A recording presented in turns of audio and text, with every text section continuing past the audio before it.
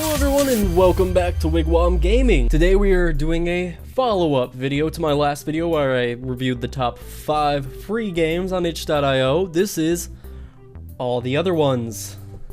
Dear God, there's a lot of them. So, as I mentioned at the end of my last video, I don't like to waste my time. So when I played 30 plus free games for you all, I said that I needed to review every single one of them. That was a mistake. But my mistake is your pleasure, hopefully, as we're gonna go through every single one of them, one by one, vaguely listed from best to dog poo. Let's get into it, shall we? First up, definitely play. These ones were very close to making it onto the top 5 list, but for various reasons, which I'll go over in the individual reviews, they just didn't quite make it up there. Birdsong.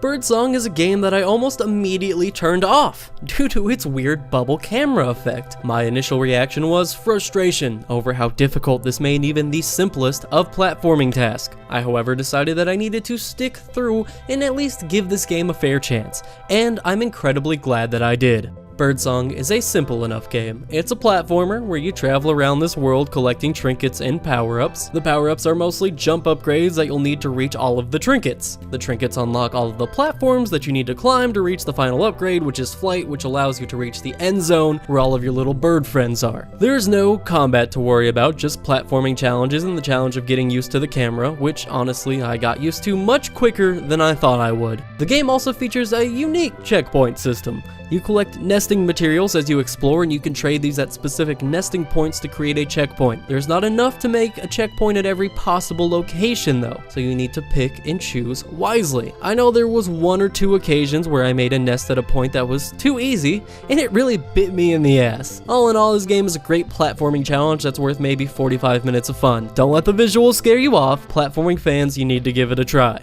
Regular Human Basketball. You may already be familiar with Regular Human Basketball. I was, being a huge fan of the developer Power Hoof Studios, who make one of my favorite competitive games of all time, Crawl. I was not, however, familiar with the fact that this game was free. Regular Human Basketball is surprisingly enough not like Regular Human Basketball at all. This game is best played with multiple friends so that you can team up and control your totally not a robot human as you try and get the basketball into the hoop. It seems simple enough, except the controls you're given to control the not robot totally real human are just absurd. You can only control one motion at a time. It's a fun little party game that anyone can jump into and have a blast with. It features a lot of personality and it's always good for a fun time. Honestly, it may have landed higher on my list if I had had any friends to play it with. Coffee's my friend. Super Battery Girl. Super Battery Girl is a platformer from the same school of thought as Super Meat Boy, provide an extremely challenging platforming game where players must conquer one small level at a time. You're going to die a whole lot, but the punishment for death is pretty much non-existent. The difference with Super Meat Boy and Super Battery Girl is Super Meat Boy has some of the tightest and most responsive controls in any platforming game. When you die in Super Meat Boy, you have no one to blame but yourself. That's not always the case in Super Battery Girl. Slippery controls coupled with some truly awkward inputs can make this game more frustrating than challenging at times. The worst one to me was needing to press the bumper to jump on enemies. It was just a totally unneeded extra input that you have to do constantly. Plus, some of the obstacle placement and especially some questionable enemy placement made me want to rage. But I do believe that this extra level of difficulty will actually appeal to some of you sick masochists out there. Levels feature a whole range of challenges, and completing one does make you feel accomplished for the brief half second before you start the next level. This game features a battery bar that you need to keep charged by collecting gems, but not overcharged or you'll die. And if it hits 0, you lose the ability to run and do long jumps, so you're basically dead as well. The game plays with this mechanic by having walls and floors that either boost battery charge or take it away. The developer certainly had some very clever ideas here. Plus, the execution is great. Visually and musically, this game had a fantastic arcade theme. Super Battery Girl is a game with some pretty impressive strengths and some truly frustrating issues. If you're a fan of challenging platformers, play it. Otherwise, skip it. Alfred. Alfred is a short game made by a college dev team for what I'm guessing was some type of final project. It could most easily be described as Limbo with a Fallout theme. You play a girl in this post-apocalyptic world trying to survive against what appears to be bombs or maybe meteors raining down from the sky and these crazy hooded figures haunting the insides of all buildings. You find a robot butler, Alfred, who you use to help navigate through puzzles and survive the savages' attacks. Alfred follows Isaac's rules for robotics though, stating he cannot harm any human. However, he has been programmed to help his owner above everyone else, so by putting yourself in harm's way, you can force Alfred to have to choose between helping you at the expense of other lives. Not only is this an extremely clever puzzle system, they also use it to personalize Alfred. He grieves over all the humans he can't help, and it's kind of heartbreaking. You almost feel bad for putting Alfred through this, but you do what you have to do to survive. This game is packed with personality, and the visuals blew me away. I mean, the level of detail going on here for a free game is just mind-blowing. Sadly, the controls are not as well polished as the rest of the game. They're clunky at best, but nothing that inhibits you from being able to play through the game. Also, the game is extremely short. It was over as soon as I felt it was really just starting to build momentum. Really the only reason keeping it off of the top 5. It is still, however, worth a playthrough. Roaring Streets. Roaring Streets is a noir-inspired strategy game that was created as part of a game jam. The concept is simple enough. Every time you move, your enemies also move. You can see their telegraphed attacks you need to avoid, but you need to get close enough to shoot them. White enemies can only be killed with white guns, and red enemies with red guns. You don't pick when you switch guns though, it's based on a number of steps. These simple little rules make for a fast-paced and thoughtful strategy game. It's kind of like a really fast-paced competitive game of checkers. It is also unfortunately very short, which was the only reason I didn't put this one onto my top 5 as well. If the developer is out there, you need to pursue this concept further. Great concept, fun to play, check it out. Now on to the maybe check it out section. These games had some great strengths and some pretty bad weaknesses, and they overall aren't going to be for everybody, but for a few of you, you might get some enjoyment out of them. Autonauts. Autonauts is a great concept based on very little substance. It's a crafting game with a great twist. You can build and automate robots to complete tasks for you. Build a robot to chop trees, and another one to bring the wood to you, and another one to turn the wood into planks, and so on and so forth. My first thought was to build enough robots so that I could completely automate the building of robots, which I was able to do. I made self-replicating robots, and that is just badass. I am the robot god. The robots are easy to program, and the crafting system takes a bit of reading to learn initially, but once you get going, it's easy enough. The idea of programmable robots in a crafting game is kind of genius. The only issue I had was the little motivation to continue playing. Unlike in Minecraft, where there's always more world to explore, caves to fight through, infinite building possibilities, magic, blah blah blah blah blah, Autonauts is just a small little island. The crafting is limited, and my motivation to play was also limited. Still, it's a great concept, and for those of you who are more clever than I am, you could probably find a lot more to do in this game than I did. For the rest of us uninspired dummies though, it's only worth a bit of time. Temple of No. Temple of No is a Twine game, which I had previously never heard of. Growing up, I lived a sheltered life of consoles, so text games weren't something I was really familiar with. I actually played this game by accident too, since I was not going to play any text games. This one, however, managed to hook me with its sense of humor right away. This game has a lot of personality. You are a frog adventurer off to explore some lost ruins in the Temple of No! The game is whimsical and fun with a lot of work put into it for a Twine game. I got really into this game. It even had me singing songs while playing it, and I just have to say that any game that makes you want to sing silly songs is just good, wholesome fun and is worth giving a chance. Right-click to Necromance. Right-click to Necromance is a lot like Agar.io, which was the huge YouTube sensation from last year where you're a circle absorbing smaller circles trying not to be absorbed yourself. In this version, you have a small army of soldiers, wizards, and eventually rock golems. You take your army, fight other armies, and then right-click to bring them back to life and force them to join your army. You do not revive your own soldiers though, because that would be broken. The game is certainly fun for a few playthroughs, but there's no real end goal, and you end up necromancing the highest level of monster fairly quickly. At this point, I had little motivation to continue playing. I think if this game had online play similar to agar.io, I would probably still be playing it right now, but as it's a quick distraction that fails to really capture your interest for long, it lands in at about number 8. Mobs Inc. Mobs Inc. is an endless horde fighter where instead of being a hero fighting endless hordes of monsters, you're a monster fighting endless hordes of heroes. You gain experience the more you kill, and you need to level up 20 levels to get a promotion. When you die, if you've earned enough levels for a promotion, you get to respawn as a more badass monster with a new ability. If you don't get enough levels, you get a demerit, i.e. you lose a life. This game was a blast to play. Great art assets, decent and easy to catch onto gameplay. You're mostly just clicking to attack, but once you get some of the extra powers, they're really fun. The higher level you are, the more difficult the enemies become. I was impressed by how many different enemies there were for this being such a simple in-browser game. Overall, I thought this game was well paced with fun gameplay and a great theme. The thing that holds it back is its lack of replayability. It's almost like we're starting to see a theme here. I played through 3 times. First time I died quickly while figuring out the controls. Second playthrough, I made it to level 2. Then on the final playthrough, I made it to the final upgrade without losing a life. At that point, it's just trying to survive as long as possible to see what kind of high score you can get. After getting all the upgrades though, I kinda lost interest in playing it any further. Still, it's worth a quick playthrough, and being a browser game, you can play it pretty much anywhere. So next time you're bored at work, follow the link and check it out.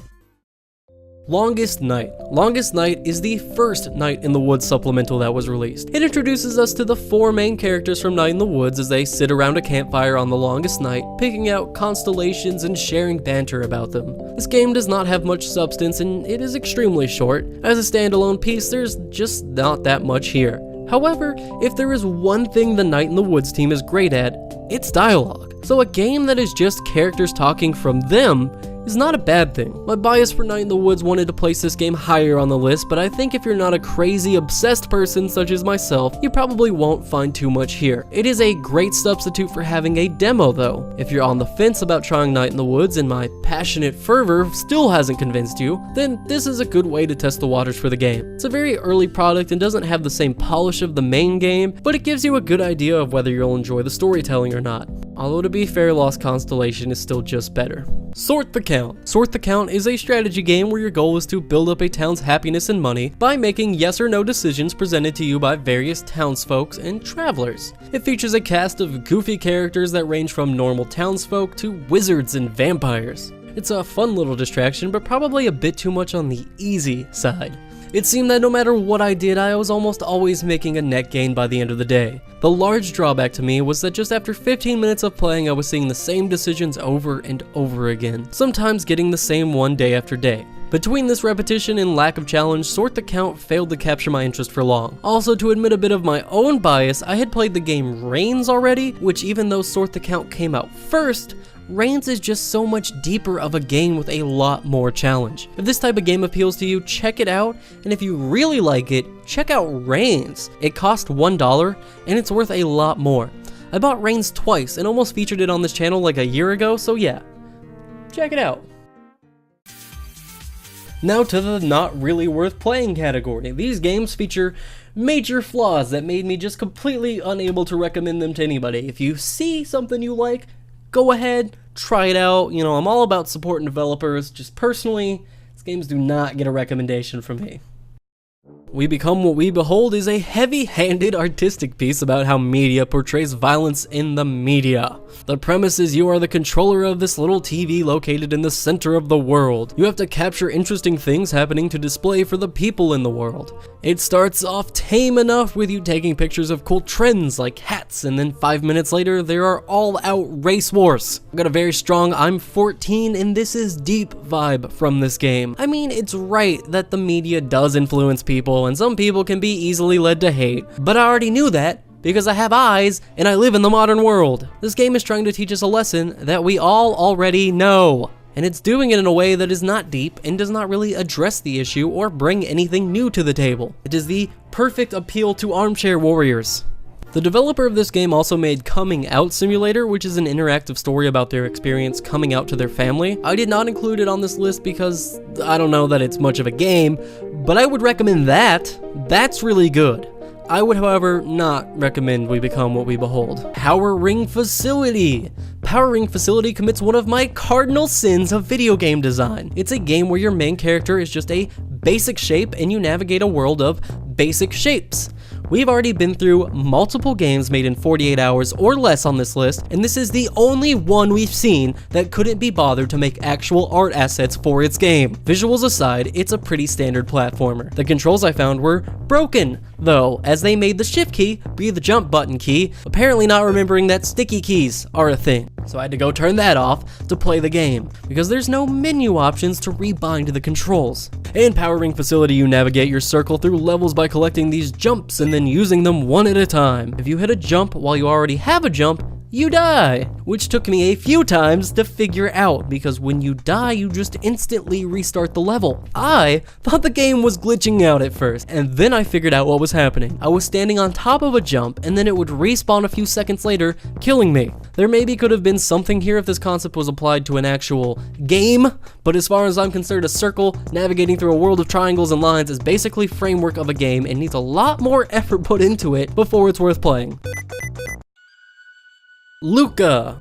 It's a kind of roguelike dungeon crawler. To go along with the extremely stupid name are these scribbled out visuals, which I am being literal about. The visuals, apart from being just generally bad and lazy, also make it difficult to tell where the hit and hurt boxes are. Now, I can forgive the odd choice in visuals, except when they have a negative impact on the overall gameplay. This game was one of the few games to remember to include a tutorial. It just doesn't explain the basics until after you probably would have already learned them. And also, it fails to explain any of the more confusing aspects of the game, making it almost entirely worthless. There are some positives to this game, though. There seems to be fleshed out narrative here, which is nice. Also, the upgrade system seems to have some actual potential. I just couldn't force myself through all the other aspects of the game, sadly. I would love this game to get a visual and audio overhaul, and then it would potentially be worth a couple of bucks on Steam. As it stands now, though, it's a confusing mess. Lonely Wolf Treat. God. Lonely Wolf Treat is a game about overcoming prejudice and making friends. This game was either made by a hardcore Tumblr chick or the world's biggest weeaboo. I was curious, so I checked, and it looks like it was the Tumblr chick this time.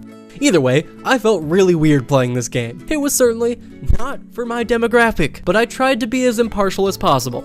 I was gonna skip it, honestly I was, but there are 4 of these games on itch.io, and they are all really highly rated, so I felt obligated to do my due diligence and check out at least one. Lonely Wolf Treat was the first one, and it was made in RPG Maker, which is fine because plenty of good games have been made in RPG Maker. You are the new wolf in town who is just a quiet and timid girl. Everyone hates you because you're a wolf and they're rabbits, and wolves eat rabbits. They should hate you because you're a squatter living in this house illegally.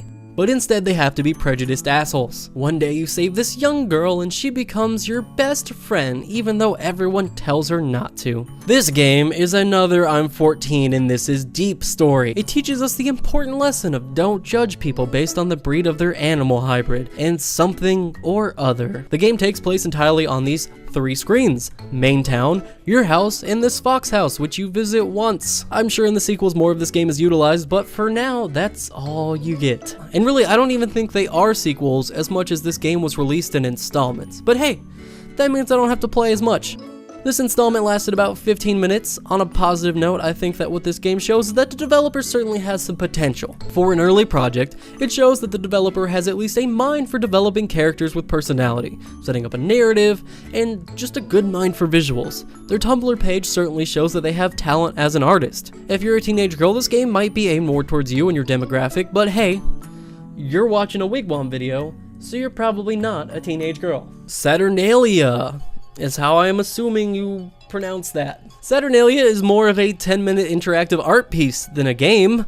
It's not a think deeply about anything kind of art piece, more of just a hey, look at these pretty visuals kind of art piece. You click on these squares, which sometimes take you to a different screen and other times connect lights like you're making constellations. It is very pretty and completely substanceless. I was kind of confused playing it and waiting for anything at all to happen, and then 10 minutes later, it was just kind of over. And now we make it to the trash tier. God, I wish there was alcohol in here. Project Hedra. Project Hydra is a 3D roguelite game. It has a generic theme of warriors and wizards fighting spiders and monsters in a generic world. I really think the theme here was just generic. It features some of the most basic art I have seen out of all the games on this list, completely devoid of any sort of personality. The combat I found to be lackluster. It lacks any sort of knockback or animations or sounds, so it feels very hollow. You just kind of hack away at enemies and they hack away at you, and you try to keep track of your life bar because it's very easy to miss the fact that you're taking a bunch of damage. You can click on shrines and something good or bad will happen, and you travel to go take on the boss monster. Oh, I'm just getting bored talking about it, quite frankly. It's got a really simple upgrade tier system and randomly generated bland worlds. There's not really much to Project Hydra. It's still early development, so let's hope the developer has big plans for this game. At the moment, though, there's just nothing here of note or fun, really. This is the danger of releasing your game too early. While I do truly hope that the developer of this game makes it into something great with a lot of personality and adds all these cool mechanics that they probably have planned, at this point, having played it and been bored by it, I'm probably not going to give it a second chance. Oh, Oilo, or however you pronounce it, nobody cares. I might be the only person to ever have played this game. It's a very simple game. You have a flock of chickens that you can poorly control by dropping seed. A wolf cuts across the screen less like a wolf and more like an out-of-control Mack truck, killing any chickens in its path. That is literally it, and it's not even an in-browser game. You have to actually download this game to play it. It's not fun, there's nothing to it. The end. Fruits of a Feather. Fruits of a Feather is a twist on the walking simulator genre, which is my least favorite genre. It's a bird flying simulator. You can explore this island and you collect fruit, and then you can stop playing and do literally anything else with your time. Sagittarius. Sagittarius is a multiplayer game where you and up to 4 of your friends get to shoot arrows at each other in space. The gravity of the planets affects the way your arrows move, adding an element of strategy to the game. You position yourself, then aim your shot, and then remain frozen while your opponent gets their turn. You can only get hit by a single arrow before dying, and the game features what I believe were randomly generated levels to play in. The issues with this game is that since you die in a single hit, it's possible you'll die without ever getting a turn. If you play with 3 or more players, it's almost unavoidable that someone will be eliminated prior to having a turn. Also, the way the planet spawns seems to make it outright impossible for certain players to win. While I was very excited to play this game based on its concept, it unfortunately immediately falls apart. This game could be fixed by adding multiple hit points or dropping the turn-based combat and replacing it with all players controlling and moving their characters at the same time, or it could have just been made more like tanks in space with different weapons and the added twist of gravity affecting your aim and an added health bar. However, this wouldn't fix the fact that certain maps are just unwinnable. Good concept, poor execution, bad game. Oh, Raft. Oh, Raft. What a game Raft was. Do you remember the first time you booted up Minecraft? I do. Way back when it was still an alpha, and there was no enchanting, no nether, no one had built a working computer out of redstone yet. There weren't even cats or dogs to tame yet. Hell, there weren't even pumpkins yet. And yet, I think I spent over 100 hours playing that game in the first 2 years I had it. There was just so much to do. You start wandering and punching trees to gather supplies. When night comes, you hobble together a basic shelter and hide away from the monsters. Then when daylight breaks, you go off to gather some more supplies. Eventually, your exploring will bring you to a cave. You'll go in and you'll find even more valuable supplies. Coal, maybe even some iron. Maybe you'll survive, or maybe you'll get blown up by a stray creeper. Maybe you'll make it back to reclaim your belongings, or maybe you'll forget where that cave was and have to start over again. That was the magic of Minecraft.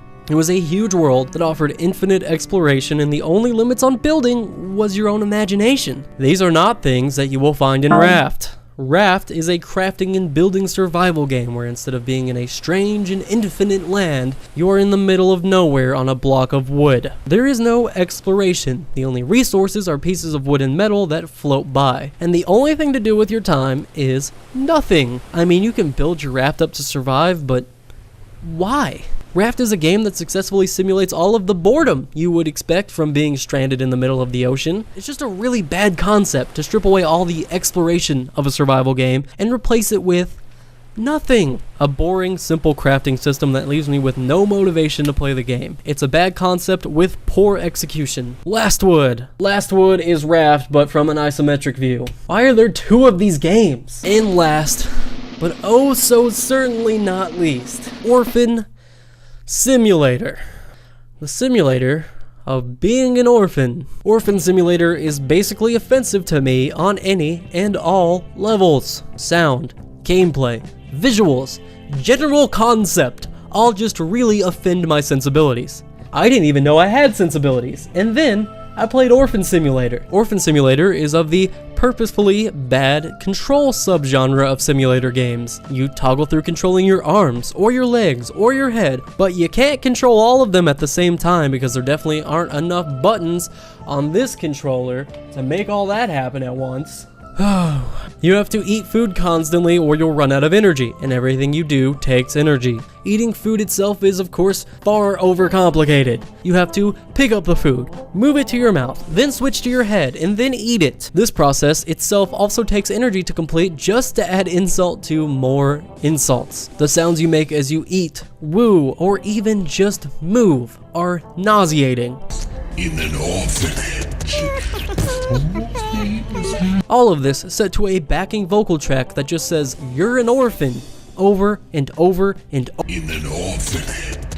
The goal of the game, if there is one, is to complete the levels and woo potential adopters. It looks terrible. The orphan just creeped me out straight away, and the backgrounds are super lazy. I don't normally make blanket statements, but I can just say that we, as gamers, should stop playing and making games designed to be terrible. It was a dumb fad, it's ran its course, and now let's just stop. Please, can we just stop making bad games? I put Raft higher on this list because at least that game tried. It fails in every regard, but it doesn't try to be awful like this game. I'm not sure what the deal with this game is, if it was made in 24 hours or something, but there are plenty of games on this list made in short time spans that were actually good, so there's just no excuses. Orphan Simulator is the worst game I played for this list, hands down. And that's it! My saga of itch.io games is over, and I am free, and my soul will now ascend into heaven or something, I imagine, because I am dead. These games killed me. While there were some truly hidden gems in there, it was buried in a lot of crap. The one thing I want to summarize that I learned from this list, the main theme behind a lot of the bad games was they don't have clear objectives. We need something to win or complete, otherwise we're just gonna lose interest. There were so many good concepts on this game that amounted to nothing because they didn't go anywhere. Even games like Roaring Streets and Alfred, which were extremely short, still made it high on the list because they had some sort of ending. But hey, just something to think about if you're an indie dev. As always, I love your beautiful faces. I hope you did enjoy this video. It was something a little different for me, but I had a ton of fun making it, all joking aside. I love all of you. Thank you for being so supportive all the time. I mean, your comments and likes are amazing. I'm always amazed at the response I get from these videos. So please, if you're new here, consider subscribing if you did enjoy the video. Leave it a like, and if you have any comments, go ahead and put them down below. I read and respond to pretty much everything. I love your beautiful faces, and I'll catch you all in the next video. Bye-bye.